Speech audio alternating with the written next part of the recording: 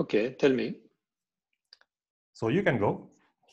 Okay, thank you very much. So I deeply thank the organizers of this online series of conference to offer me the opportunity to present a summary of this research. Actually, this is something I started, say, 12 years ago. I really wanted to understand better the physics which are behind this equation in fusion plasma. So what is fusion plasma? It is a plasma for magnetic fusion. I will explain. Okay, and I really wanted to interact with the community in physics, in applied, in engineering physics, I would like to say, perhaps it is better to say that. This community who is in charge of the design of the tokamaks of ITER.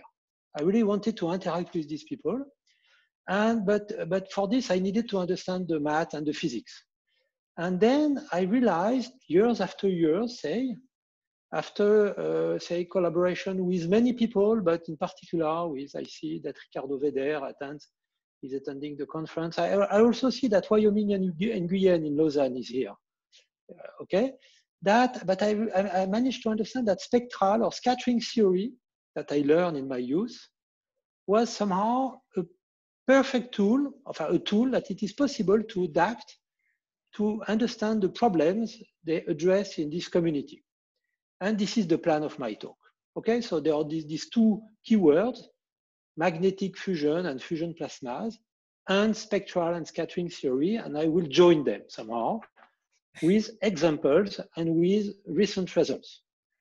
Okay, so this is exactly what I want to work on. So on the top left, I don't know if you see the mouse, but on the top left, you have a picture that was taken just some months ago of the ITER facility in the south of France. You know perhaps that a big tokamak, an international project, is nowadays is built, and you see that it is gigantic. Okay, you just see the cranes. The cranes are that big. Okay, and this nice building, which the walls are like a mirror, but it's not a mirror. It's not. It's even not the tokamak. It's other buildings around. The tokamak is more in the white part that you see there, but it is still gigantic. So how does it work? This is the plan of the tokamak, which is nowadays built. So it is between 20 and 30 meters. I don't remember. So this thing will be in the white building. Okay, and you know perhaps, okay, if not, I tell you that in a tokamak you have coils, you have magnetic coils, superconducting magnetic coils, and all this machinery is to generate the magnetic field, and these magnetic coils they generate a magnetic field, and if you have a plasma, meaning charged particles, then this low density, very low density, it is confined. The particles are confined around the magnetic lines, and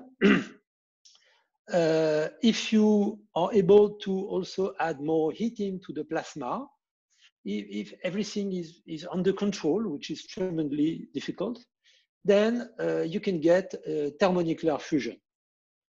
Meaning the fusion meaning deuterium-tritium fusion of two atoms. And then you get energy. And this is this whole project of tokamaks, which started, I mean, years ago. So one of the problems, of course, is that it costs a lot, but it's not the topic of my talk, of course. I just want to talk about the PDs. So the plasma will be inside the tokamak, inside this chamber that you see, which is a circular chamber. And on the top, and on the bottom left, this is an artistic view of West, which is one of the smaller tokamak, which is on the site, near the site. And okay, so you see the chamber where there will be the plasma is there.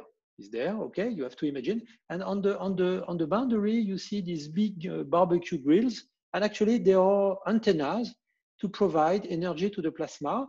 So in this talk, I will talk about kinetic equation, I mean equation for the particles, and interaction with electromagnetic field. And there will be two ways to interact, you will see. Oh, I made a mistake. Okay, that's too bad, but that's my fault. And on the top, it was a movie. Perhaps I can show at the end of my presentation if I have time. But it's a movie of a discharge, and you see. But actually, it's a real discharge. Okay, so you see, of course, it's very energetic, so you can see the light. Okay, and all these credits and in terms of the explanation of the physics and the pictures and right, goes to EFDA, which is the European Fusion Development Agency, the French Agency on fusion with magnetic confinement, and the Institute on magnetic fusion at CEA. Okay. Okay, this is on the what side? This is tokamaks, and this is the goal. This is the goal. But in my talk, there were also spectral and scattering theory. So my way, okay, I'm still in the introduction. Okay, so I will explain that spectral or scattering theory. I mean the very classical one, the one for linear unbounded operators in Hilbert spaces, the one in Reed-Simon, Kato-Lax, I mean really the classical one, is, if we manipulate it correctly, a good tool to explain.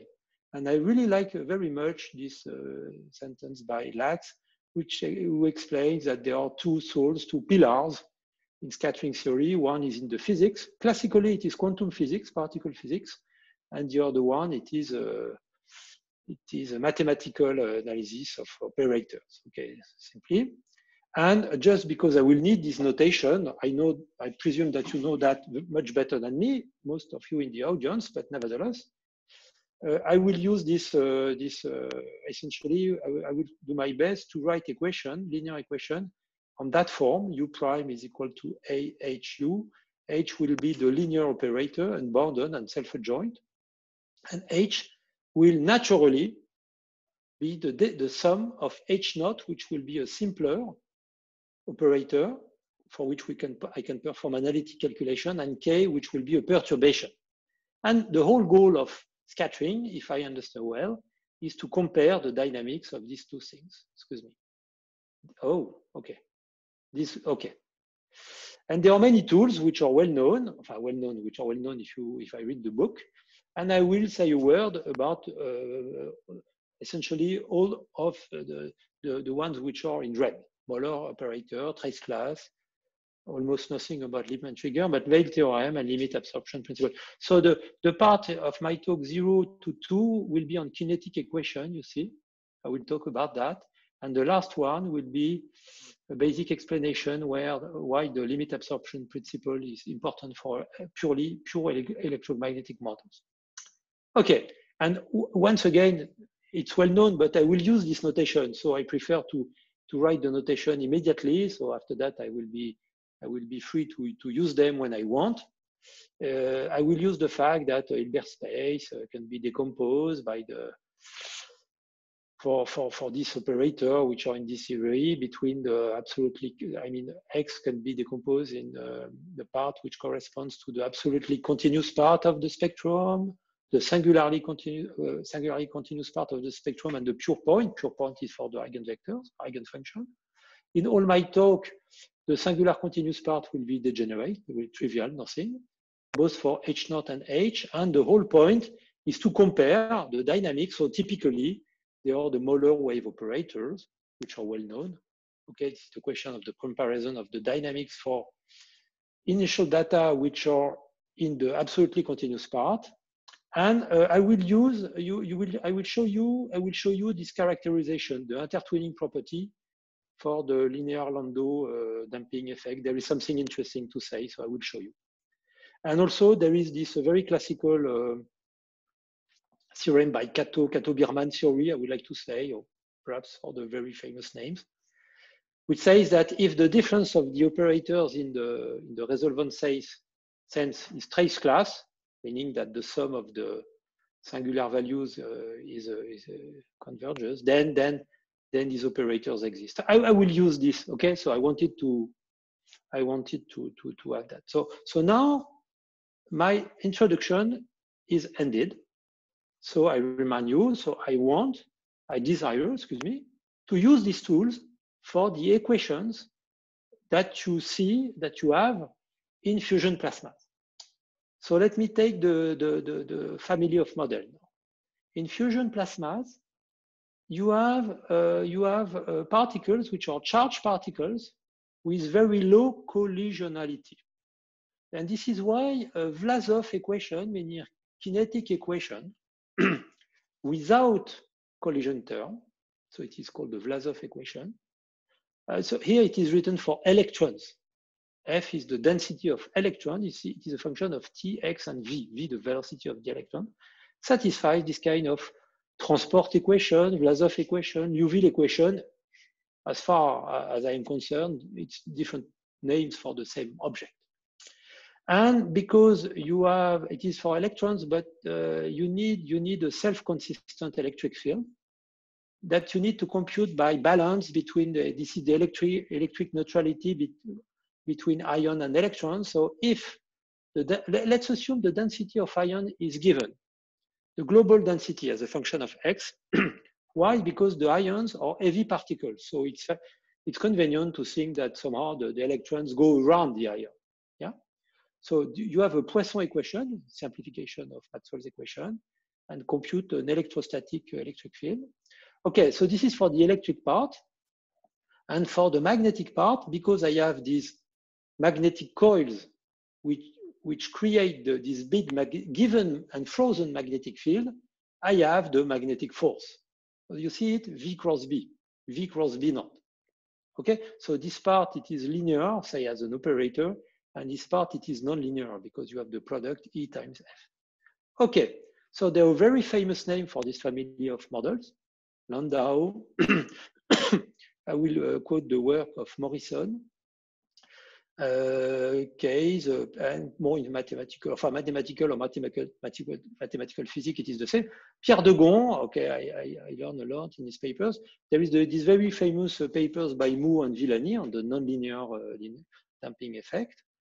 But I want to quote immediately the fact that in the first paper of Pierre de Gon, at the end of this paper, so he addressed the linear stability of this model for homogeneous ion density, and immediately remarked that there was an analogy between scattering theory, Lax-Phillips scattering theory, but say scattering theory, general scattering theory, say, and the result he obtained.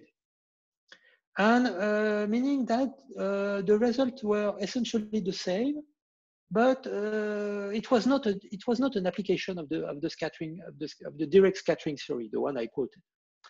And for me, it was an interesting question to think about. That is, so there is the alternative. Either it is really an analogy, meaning it is different, or the results are close because actually they are the same, but we still do not have seen where they are the same, where they are the exact connection. And my talk will be somehow, for the first part, exactly on that topic. So I will show, actually, that the linear analysis for this famous linear Landau damping effect, it is actually an exercise in scattering theory, provided you use the correct formulation. This is one of the output of my talk, if you want. And okay, so let me continue. So let me explain why it's not immediately in scattering theory. So this is what I call the simplest example. Okay, so I simplify all the equation. The density of ion is 1, so now it is homogeneous. The magnetic field is 0, and the space variable is in the torus, meaning 0, 1 with periodic boundary condition. So here it is the Vlasov-Poisson equation, so it boils down to a very simple system. You see dTF plus V dx of F minus E dV of F. You see it is electrons because there is a minus here. Here, the electric field is computed with respect, it is the total charge, which is charge of ions minus charge of electrons. You have to integrate to get the charge of electrons, the space charge, and dx minus 1. Okay. Of course, to define correctly this operator, you have to set you can solve to take the primitive, so you have to fix the constant, but in a periodic domain, it's not a problem. I mean, the global constant is 0. Okay, it's not a problem. And then we linearize. For physical reasons, the best guess is a Maxwellian for particles in velocity. Okay, so this is this guy, so I normalize the way, so it's not important. Exponential minus v squared divided by 2. And E0 is 0. It will be the initial guess. So this is in V, what is the F naught. And you linearize. Small parameter, epsilon, it is very classical. So you get the main part, then the linear perturbation. But you see that immediately I write the linear perturbation with a convenient weight, which is M. What is M? M is just the square root of F naught. So it is M for Maxwellian. It is exponential minus V2 divided by 4 times U. Excuse me, just a minor technical comment. When you highlight, you're actually hiding the equation. What I highlight? Why? Oh, yeah, excuse me. Yes, because when you highlight an equation, you're completely hiding it. Ah, okay, excuse me. So I will stop to highlight that. I will better do this. So put a circle around. Thank you very much. I didn't. Okay. For me, it was better in blue. Okay, thank you very much.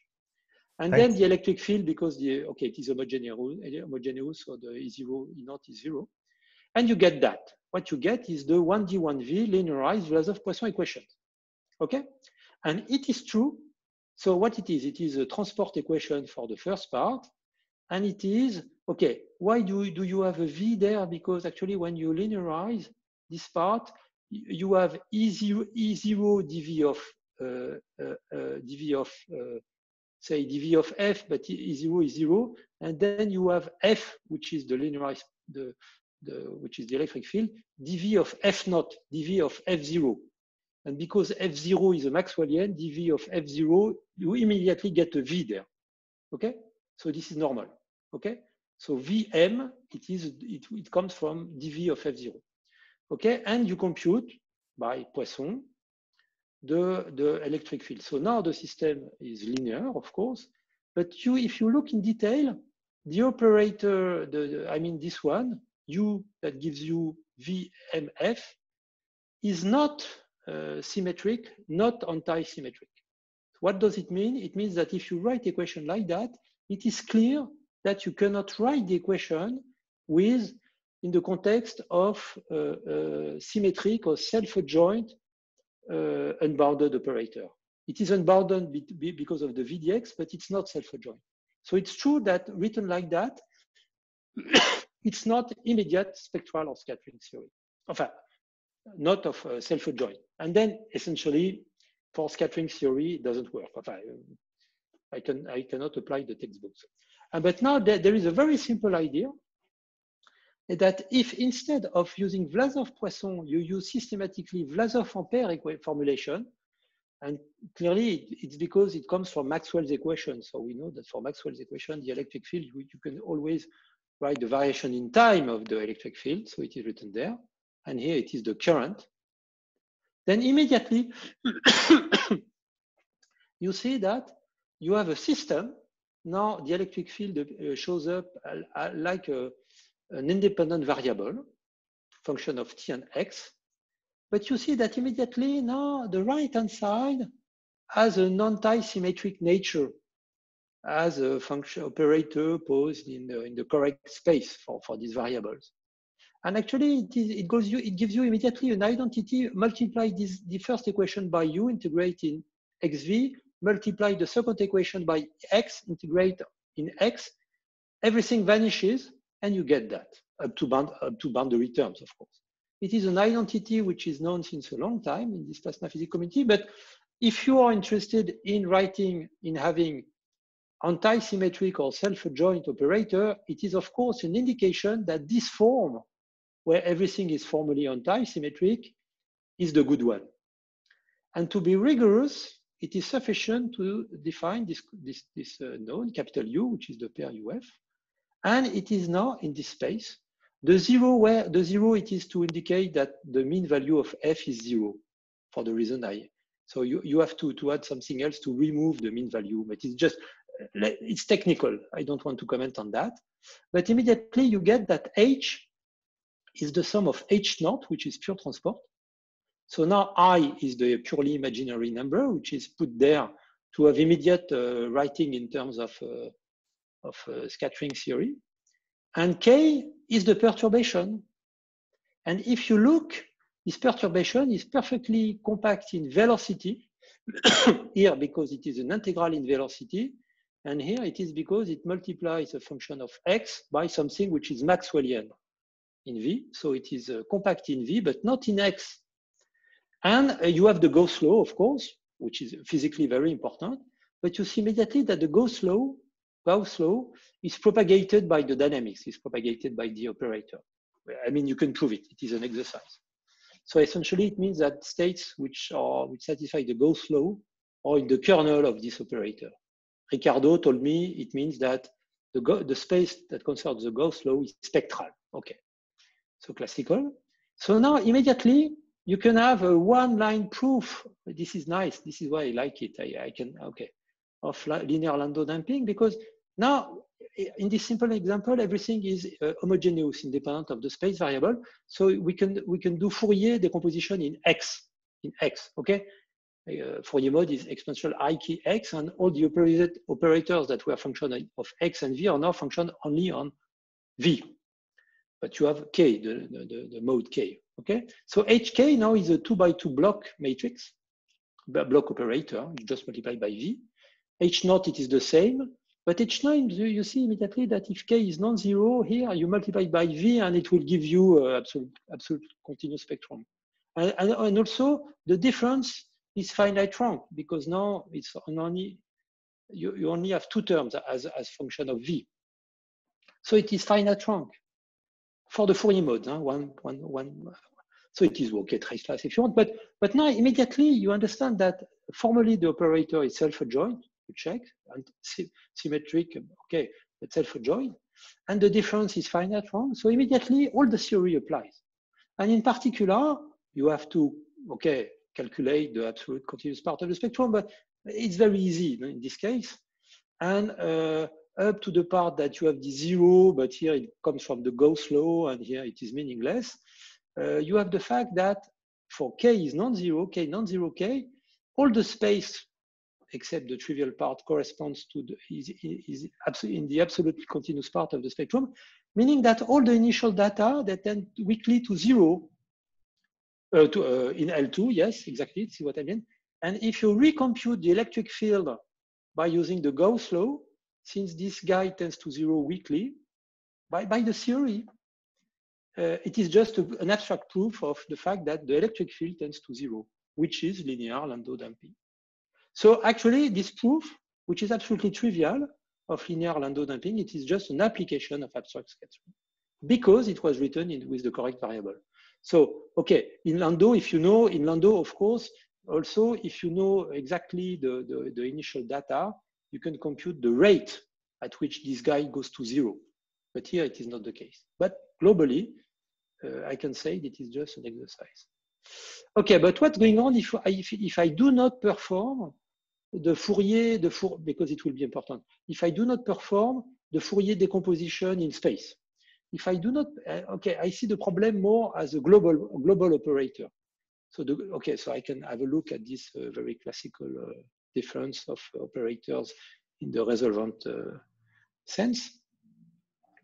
And the problem is that the global operator is not trace class. So it is a very classical problem. But it is related to the fact that the perturbation was compact in V, but not in X.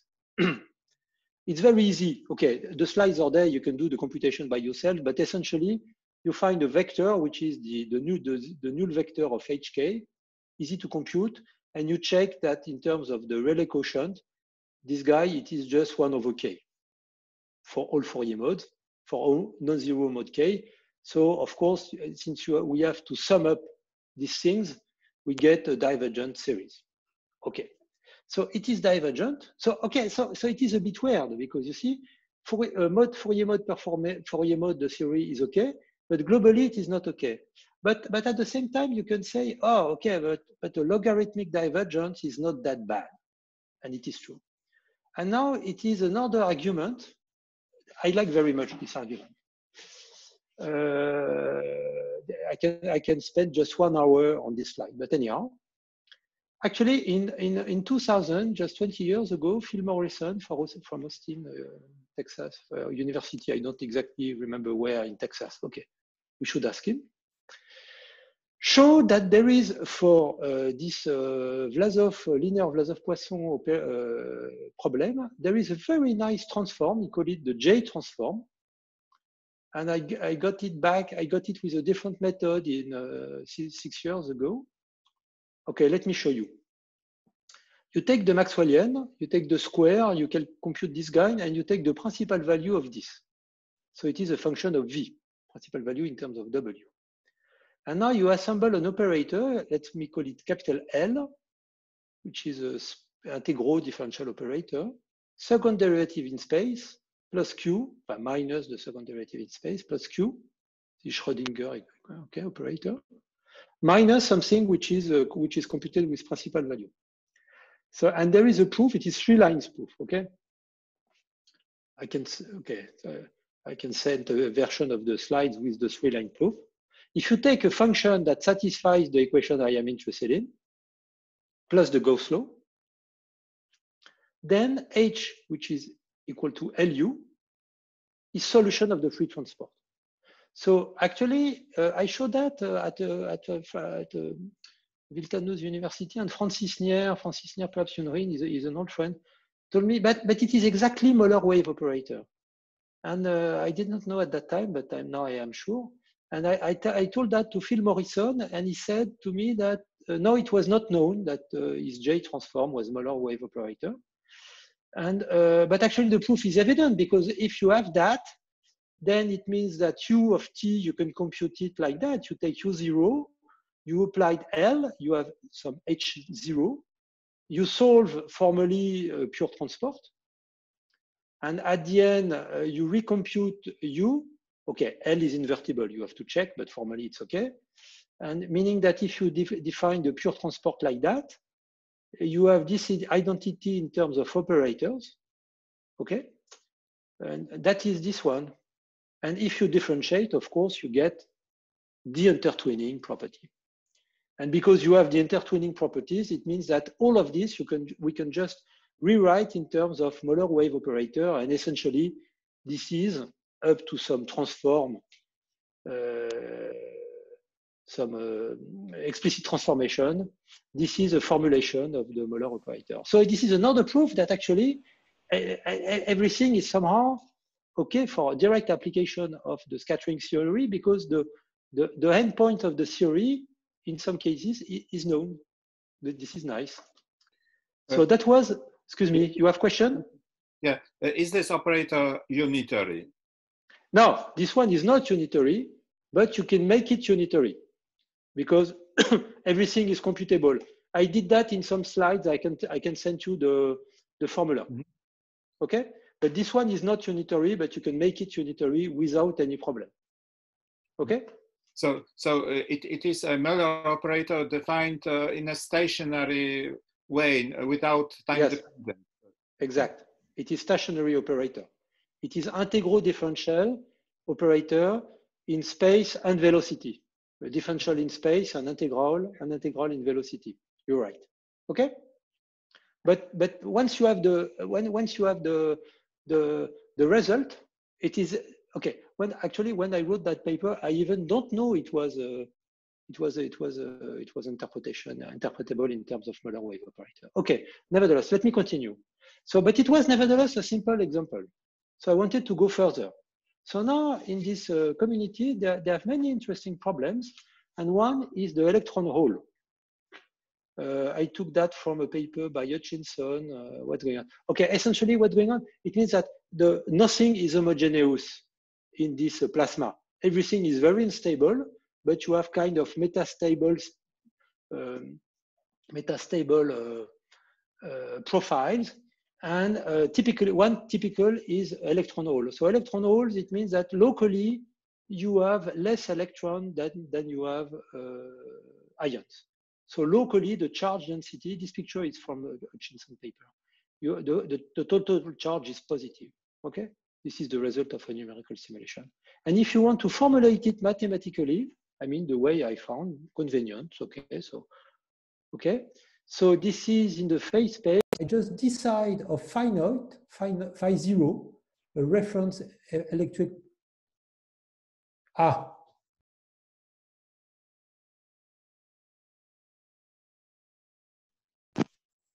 Do you hear me? That's okay? Yes. Okay, thank you, because I had a message by my computer. Okay. Phi naught, I decide. So this is the trajectory of the particles for H naught for free transport in the phase space. So you have closed trajectory, which is a difficult part.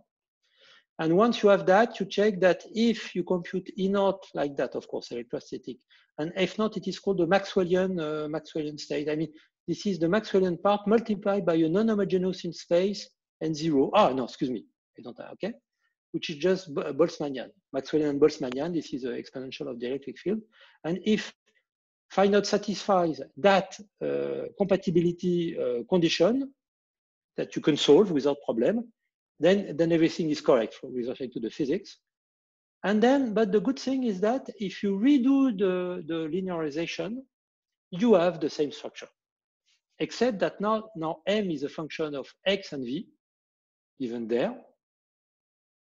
But the system written in Vlasov-Ampere, if you try Vlasov-Poisson, it's a mess. It's impossible to make any progress. I mean, but you have a pure transport on the right-hand side here. But okay, this guy commute with dV, okay, but it is non-homogeneous to pure transport. But you still have this anti-symmetric structure. If you multiply by the purely imaginary number, it will be symmetric at the end. And then of course you still have the linear stability estimate, the quadratic, and it means that even if the equations are non-homogeneous in space, the classical tool for Vlasov plus Poisson, even in the paper of Moore, Villani, which are completely based on the Fourier in space, even if it's not possible to use them. But here with the scattering of a spectral theory, but it's okay at the beginning. Let us just organize some operators. So here you have H naught. You see, you have pure transport, and here you have the the perturbation, and you also have the Gauss law. So it's good because it's going in the good direction. There is this additive decomposition. But now, of course, the problem is that since the electric field, the operator are a function of the X variable, and it is non-homogeneous. What I said about the fact that the global operator was not trace class in the simplest example, okay, of course you understand immediately that it is a dangerous information. So you have to make some massaging of the equation. So the trick I like very much, let me show you. You can put it more abstract in a more abstract form, but okay. Let us look at this transformation. I take U, the density of electrons after rescaling. I take F, the electric field. I multiply by M, and I try to find some weight, gamma, which is only a function of X, such that this identity, the integral in space velocity of V square, is equal to the integral in space velocity of U plus the integral in space of F. If I can do that, which is not sure, if I can do that, it means that W, because this guy is preserved by the dynamics of the system, of course, then W square is preserved. And it's good because perhaps it means that I can write an operator autonomous for W with good properties. But actually, you can find gamma. It's very easy. Look, the calculation is over there. So it is the expansion, it is the square, W square. So it is just the expansion of the definition there. And the good thing is that you have F squared there. And here you have U times F times some weights. But fortunately, you can split. It is integral in space, but the integral of UM due to the Gauss law is dx of f, because the Gauss law, you use that. And immediately you have dx of f squared divided by 2, so you integrate by power, and you get that. So, and if you get that, of course, if you set this guy equal to 1, you have the identity that I was looking for. So it is the definition of this equation. Actually, it is a Riccati equation, and you can solve it. For example, if f naught is 0, then this guy is 1. This guy is a constant, and you set gamma to be equal to a constant. So immediately you understand. So it is an ODE, and there is no problem to solve it. So you solve it. So phi naught is treated as given. Yeah, exactly. I linearize around a given electric potential. Okay. And yes. And now, because it was possible to find gamma, it's possible to rewrite everything with W. And if you rewrite everything with W, all the tricky part I try to explain about this Gauss, Poisson constraint, or the fact that I rewrite with Ampere, but it was for a variable that was somehow linked with connected to the main variable. Everything of this guy, it disappears, and now I have an autonomous equation just for W with H, which is a new Hamiltonian, which still is the sum of H naught. H naught, no choice. It is always a pure transport, okay? Plus the perturbative part. And the perturbative part, now there's no Poisson. You immediately, this is only an integral operator. Integral in V, as you, there's no other possibilities. And it is immediately, you see immediately that this thing is anti-symmetric. And this guy, okay, here it is a double integral in velocity and space. So it is finite trunk. I mean, K2, it's okay. I do not comment on K2, it's too easy. But this guy, it is the important one. So it is integral in V, but not in space. But it has the good structure. This is the good thing. And because of that, now it is possible to ask yourself if you can apply the theory. And the result is yes. And I proved 2 papers on that. Unfortunately, I discovered the fact that it was possible to apply the scattering theory after writing that paper where I used the Lippmann-Finger technology. So it's just terrible paper with notation everywhere, but where I constructed the generalized eigenvectors. But in this one, I proved the trace class is proof for this pair. Okay, and once again, if the initial data is in the absolutely part of the continuous of the spectrum, then okay, then linear Landau damping holds. But the good thing is that it is provable, and it is done here, that if phi naught is small enough, non-zero but small enough, with some additional regularity assumption which are not important, then actually the pure point part of the spectrum is the kernel of H epsilon that you can compute analytically. So, but it has infinite dimension. So it essentially it is the same as in the exercise when I put k equal to 0, it was treated on the side. It is the same. So I asked once to Phil Morrison if it is normal, such a condition, and he told me it is normal. It is known that the electric, if the electric field is non-zero, there are some tricky things that may appear if it is non-zero but too large. So it's okay. Well, so, excuse me. What do you precisely mean by Landau damping, or what? Okay. I mean in the sense that was said before, meaning that. Thank you very much. The electric field. So because the theory shows that if you take that, then U of t tends weakly to 0 in L2. Okay, and because of the Gauss law, you can always recompute the electric field as an integral with a known kernel in function as an integral of the solution. And then, because it is an integral, the electric field you can compute with an integral. Then, if you apply the classical consequence of the theory, then the electric field tends to 0 in L infinity. Tends to 0 as time goes to infinity. Yes. Yeah. So you don't care about the rate of decay. With this, no, I do care, but with this, I'm not able to compute the rate. Okay. So let me, okay, to save time, because, okay, but there is a very nice argument, and actually, I really like this thing about the spectral, the trace class property, because everything boils down at the end to extract some regularity information from these important result obtained by Gall, Sion, Spertam, Santis, Diperna years ago on compactness by integration for transport equation. So, but I prefer to skip this part. Okay. So now another problem that we worked recently on with Ricardo and Alexandre Réger, it is the PhD thesis of Alexandre and Frédéric Char. It is the opposite. Before, the reference density of ions was non-homogeneous, the previous part. So now it is homogeneous, but I had magnetic field because I need to add magnetic field, B0. So we rewrite the equation. Everything now is one more time homogeneous in space, but there is the effect of the external given frozen magnetic field. So omega c, the cyclotron frequency, is proportional to B naught. And you need a 1D 2V model because of the magnetic field to get the rotation.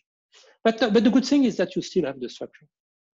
So it is called the Bernstein or Bernstein-Landau paradox in some physical papers, because it is known since Bernstein. So because due to this perturbation, the dynamics is completely changed.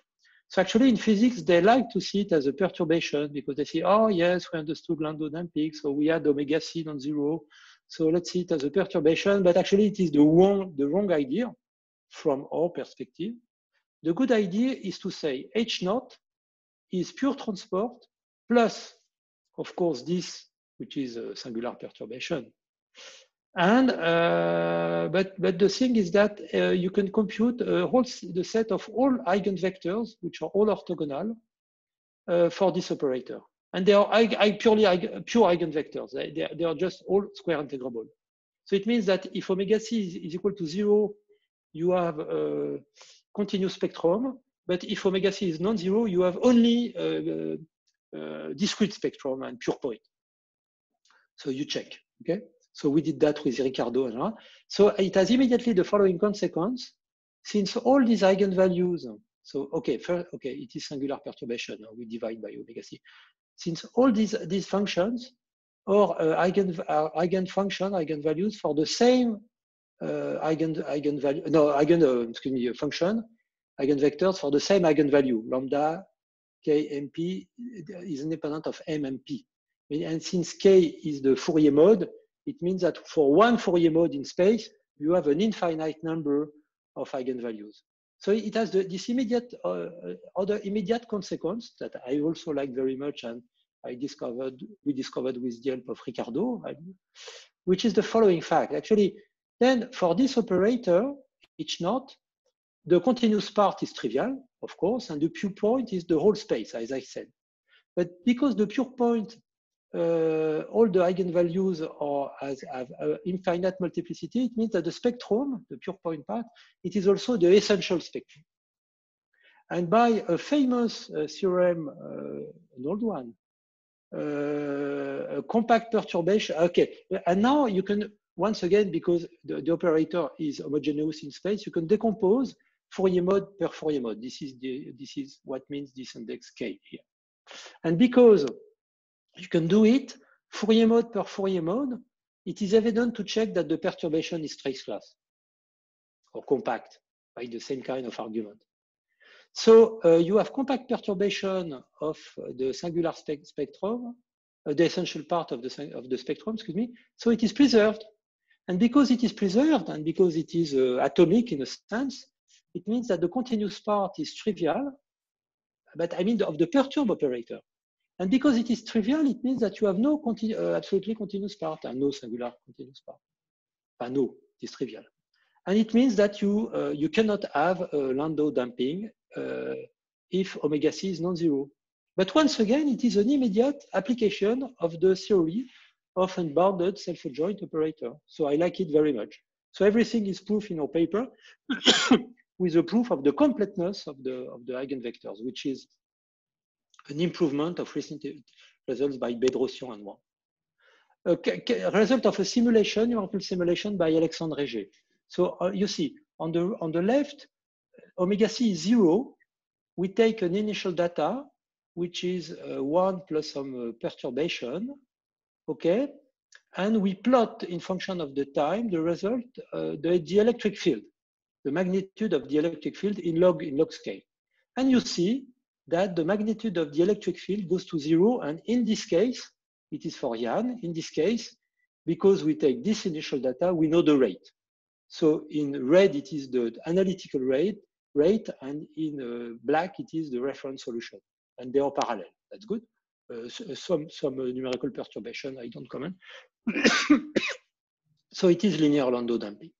But if you add omega C non-zero, if you make omega C non-zero, immediately after a certain time that you can compute, which is essentially 2 pi divided by omega C, you have this recurrence phenomenon, which is essentially the Bernstein-Landau paradox. So all this can be explained by application of scattering theory, enfin, spectral and scattering theory. I have, do you let me 5 more minutes to explain a little at the end? Yes, sure. Yeah. Also because we started perhaps 8 minutes late. Absolutely, okay? you still have 5-10 minutes. Yeah. Okay, thank you very much.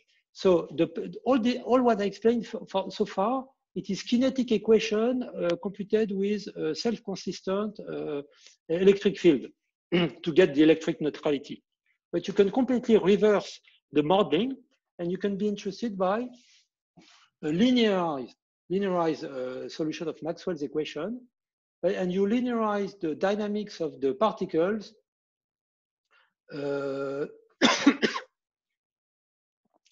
for around given states for the particles. It is what is needed to model the propagation of the wave, the electromagnetic wave that comes from the antenna that I showed at the very beginning. So the kind of equation that you get is this. Okay, so it is once again a linear model. Once again, it is a non-homogeneous in space, and the density of electrons will play the key role. You will see, but non-homogeneous. Okay. Here there is some friction, which comes from the fact that the electrons, there's friction over the ions, which is super small in relative units in fusion plasma because they are collisionless. This is true. Okay. But as you will see, if we go in time harmonic domain, and this is important for modeling of antennas, of course, it's impossible to set nu equals 0 immediately. It's a bad idea. Let me explain why. So the idea is that we want to model the limit. So we go in the time harmonic domain, and we go in the limit nu tends to 0 plus within the limit absorption principle. And this is where, for this kind of equation, that the work of Wyoming and Nguyen is important because, okay. So I just comment on the physics here. So you solve everything, okay? So the velocity of electrons is there. So omega is perturbed. So there is a shift in the complex domain by the friction part. So this is nice because it is a mathematical shift, but it is also a physical shift because the magnitude of nu, I know it, essentially. And what you get, without surprise, is Maxwell's equation. You eliminate the velocity, you eliminate the magnetic field, and you get Maxwell's equation with a non-standard dielectric tensor, which is this one, okay? So you have this 2x2 block part that I will comment, you have something else there. And you have, once again, omega C, which is the cyclotron frequency, omega P, which is the plasma frequency, which depends on N. And you have immediately two kinds of singularity in this tensor. If omega is close to omega C, but it will not be the case in what I will comment. And if this part on the diagonal vanishes, because now it will be dominated by the extra diagonal part. So it is called the hybrid resonance in plasma physics. Hybrid resonance is when this part is smooth and zero, and this part is smooth and non-zero locally. What's going on? I don't know if you know, but let me comment on that. So in planar geometry, everything simplifies, and you can get, okay, a reduced problem for the second derivative, okay, excuse me. So it is transverse electric mode. Exactly, transverse electric mode. So you have two components for the electric field, E1 and E2, and one for the magnetic field, B3. Okay, so you get Maxwell's equation, they boil down to that. Okay, so you see, and because alpha, as I said, can vanish at some point, you have a singular equation. And because alpha can vanish, if you get this E2 and you try to recompute E1, then it's dangerous because you have to, okay, so there is, very fortunately, there is an analytical solution. I'll take alpha equal minus x, so it will cross 0, and delta, okay, that, okay, and everything boils down to that equation, which is known, it is called the Whittaker equation. And it has two analytical solutions, which are written there. The first one, it is x times an exponential, and the second one, you take it by the variation of the constant, it is the exponential minus the logarithm of x times x. So both equations are bounded, logarithm times x are bounded. And but the key thing is the following: the second component of the electric field is a linear combination of this basic function, so it is good.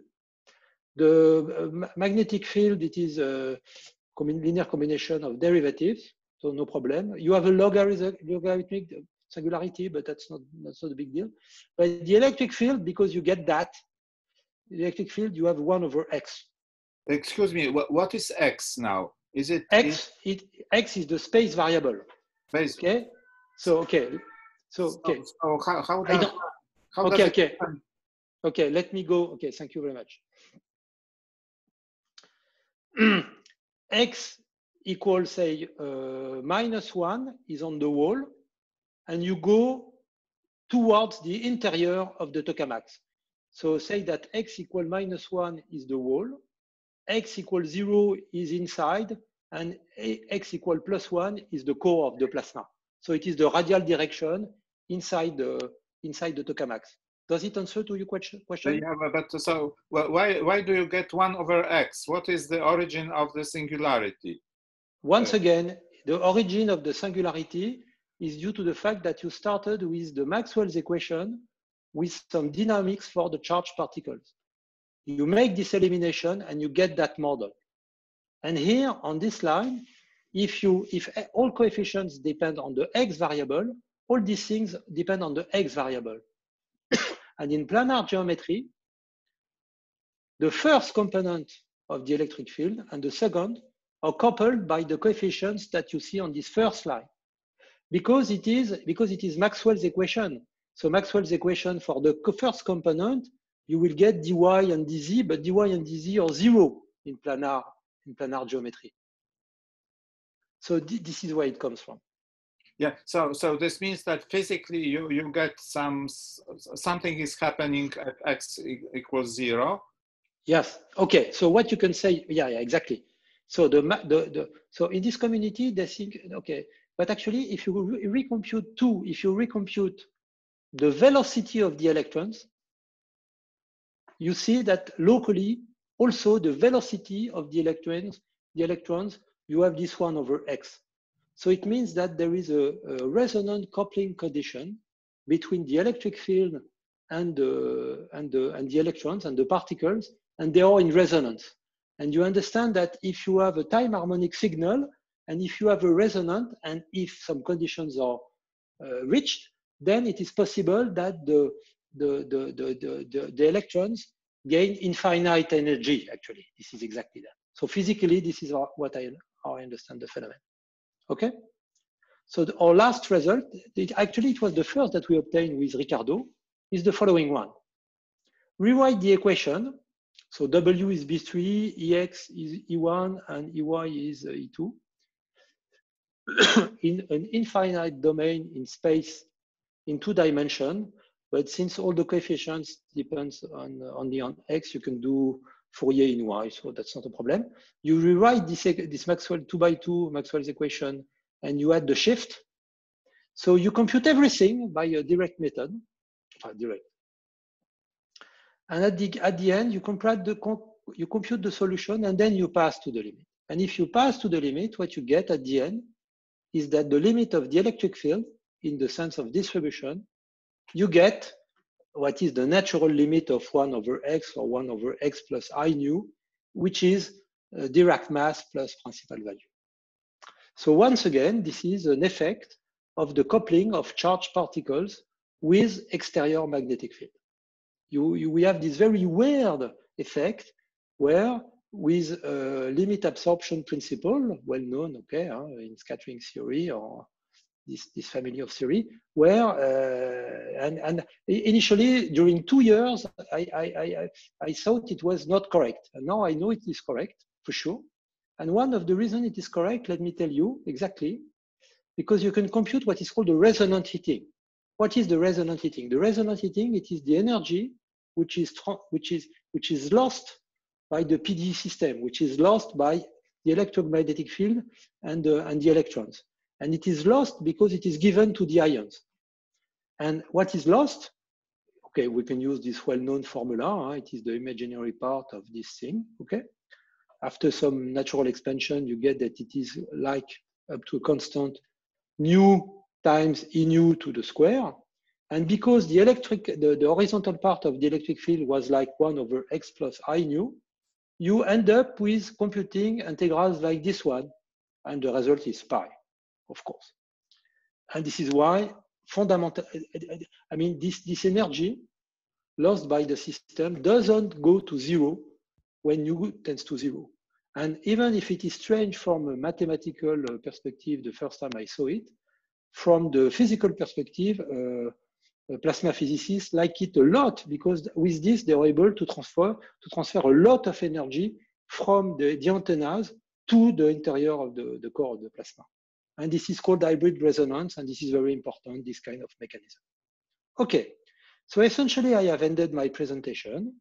There are other works that we did in this direction for analysis of this problem, but it is possible to say that for this last part, electromagnetic models, and for the first part, kinetic models, the main difficulty perhaps now is to go in higher space dimension, because most of the methods here were using a lot of analytical reduction, and it's not doable as easily in higher dimensions. So most of the open problems are in higher dimension.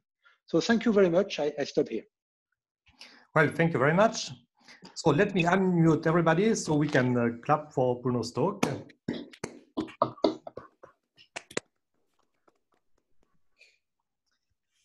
So maybe let me mute everybody again, but you can unmute yourself.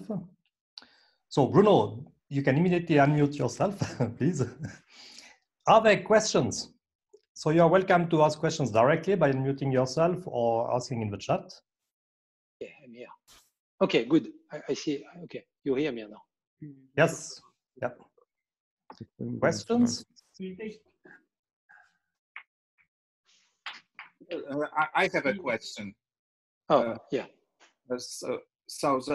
There was this function gamma yeah. to solve the Riccati equation. Yeah.